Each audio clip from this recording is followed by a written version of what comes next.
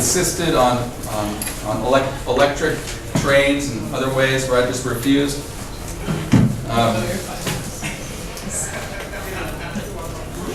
What does the fact that we can't, that we haven't done that say philosophically? How does that affect the moral truth?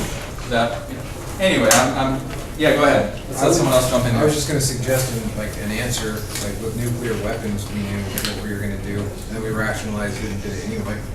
So maybe someone would say, yeah, we're going to improve a lot of lives, so let's use this as a power source so we can make everyone better. It's a nice argument. It's a bridge fuel, right? Fossil fuels are only a bridge toward that wonderful future depicted in Star Trek, right? Nuclear weapons are awful, but the argument was made, or the decision was come to based on the idea that we're going to end up saving lives. It's pretty historically false too. Yeah, I mean, I'm not saying I agree with it. I'm just saying, to answer the question, I would say yes, someone could come to the conclusion that Wow. This down so much. And so for Thursday, though, I've asked you to read Wallace Stegner, and that's another jewel. And I've also asked you to read, we're circling back to Aldo Leopold, all right? Thursday's our day for environmental virtue ethics, and I've chosen 2 readings to introduce you all to environmental virtue ethics, all right? The one reading is an interpretation of Aldo Leopold's work, and Rachel Carson's work, and Henry David Thoreau's work, all of which being consistent, according to our author, Philip Caffardi, or I forget what his name is. Philip Cafaro. He argues that all 3 of these thinkers should be understood to be environmental virtue ethicists. And then Wallace Stegner gives us this wilderness letter. Okay, it's written. Note the date, 1960. Wallace Stegner writes this letter to an administrator in the Department of the Interior, and it's part of this administrator's job to compile a list of reasons for protecting wilderness in the United States. Okay, and so Stegner thinks, okay, well, that's his job. He's got to explain to the world why we should. So I'm going to write in this letter and kind of help him out a little bit. All right, so Stegner writes this wilderness, and since then, it's one of the icons. It's one of the, in the history of North American environmentalism, this wilderness letter, you'll find references to it in a lot of different places. So. Anyway, so look forward to that. Read your Stegner carefully and closely. It's a quick read, an easy read, a lot of fun.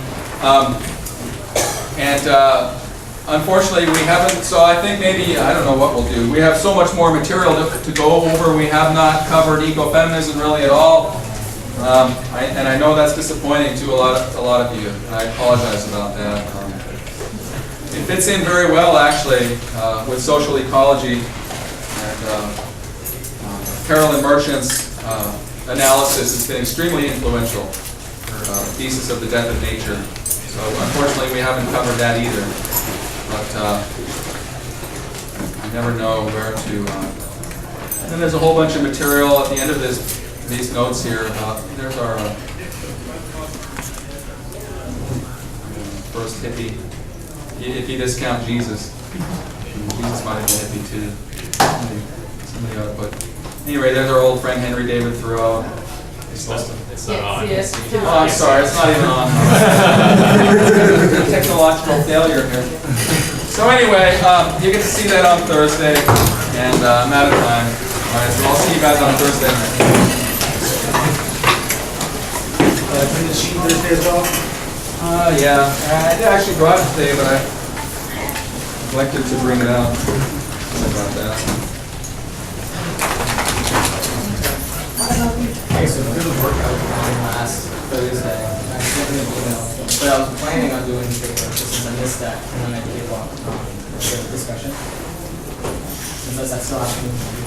Oh, you're talking now about the final exam? Yeah, because I originally did plan to do the paper for work. I couldn't turn it in. On the, yeah, No, wait a minute. We have a term paper that was due today. Yeah. Okay? Yeah. That's different. Oh, it's different? Yes. That's different. Totally different. One of them, that's worth 30% of your final grade. Yeah, okay.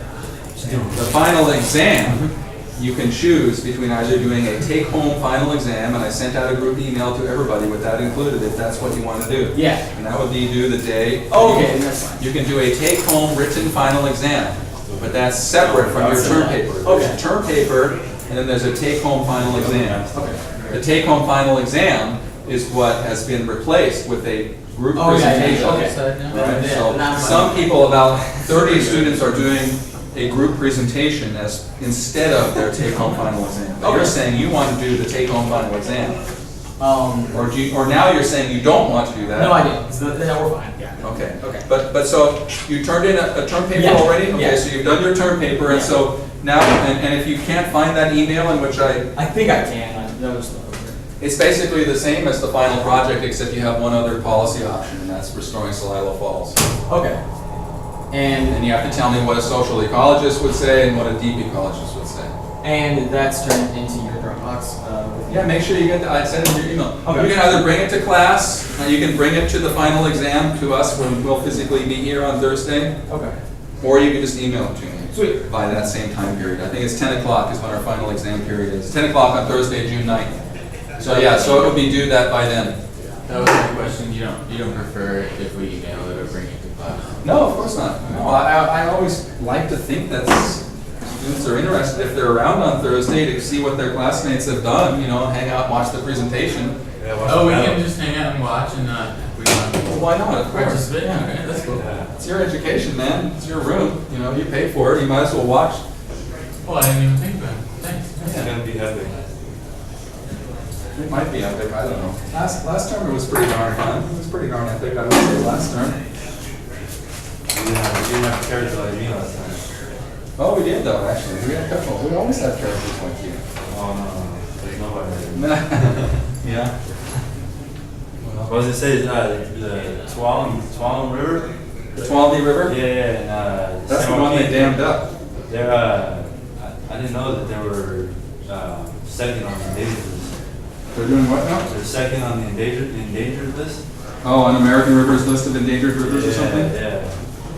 Snake River is right up there. That's probably number 3 or something. It Isn't used to be Tuolumne and San Joaquin used to be number 1, but they got overtaken by Wow, some stuff. the San Joaquin is just, oh, that's just not even a river anymore. The San Joaquin actually flows backwards because they've impounded so much. Well, they have one in particular.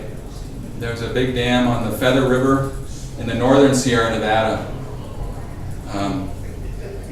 Feather River, it floods to, anyway, it floods the confluence, I think, of 3 rivers. It's a big dam, and then they send all that water in an aqueduct back into the San Joaquin in the Central Valley for irrigation. So it literally does. The river flows backwards because they use pumps to pump water back up in there.